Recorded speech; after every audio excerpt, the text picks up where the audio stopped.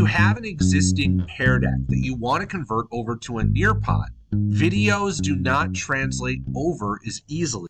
Even Pear deck required additional extensions to play videos in a Pear deck. However, you can convert this slide over. You just need to create a video slide using the same URL. If this is a pre-existing Nearpod example that you've started, you can keep working off it. Otherwise, make sure to make a copy to keep your old Pear deck intact. If you don't have the Nearpod app, click on Get Add-ons and search for Nearpod. Otherwise, open up the Nearpod app. Since this is a previously Nearpodded Pear deck, I'm going to go ahead and click Edit this lesson. It'll allow me to edit everything I've been working on. Unfortunately, the only way to directly convert something is a Draw It slide. However, I can add, it's way down the bottom, a video slide. I just need to have the same URL as my previous URL. You can search for the video again within the video feature. However, if the URL is right here, I just hit play, click share, and then I want to copy that link. I can then click video, which is going to add a video slide next. It's not going to replace the current slide, it's going to add a slide in. Now, there is a pretty extensive video library that you can search for. You can look through your own videos that you've saved, or you can look up URLs and YouTube videos. Here's the video that I already had. I'm going to click on that and then click Save. Now, at this point, I could trim the video. If I just want a certain portion of it, I can trim the end, I can trim the beginning, I can just show a portion. I'm going to trim it down to just the opening scene here.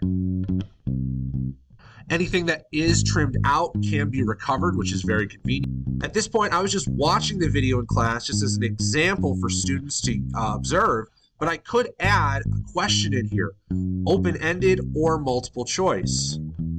Once I've added my video in, I'm going to click Save.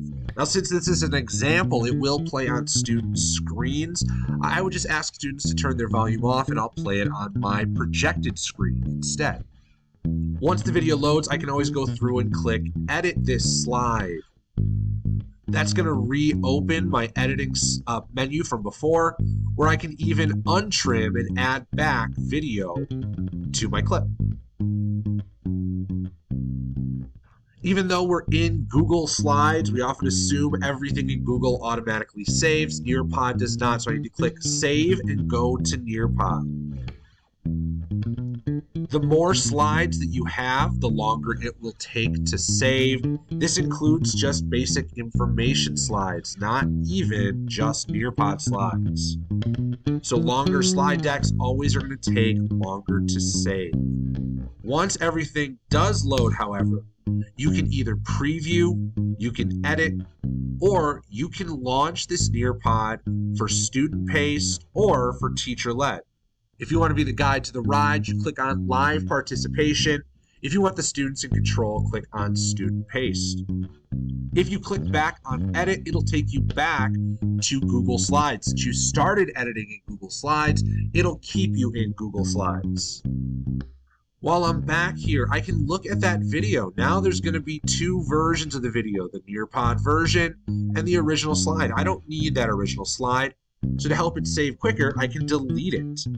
From here, any changes I make, always make sure that you go back, open up that Nearpod app, and then you're going to click Save and go to Nearpod. You cannot even launch a Nearpod directly from Google Slides.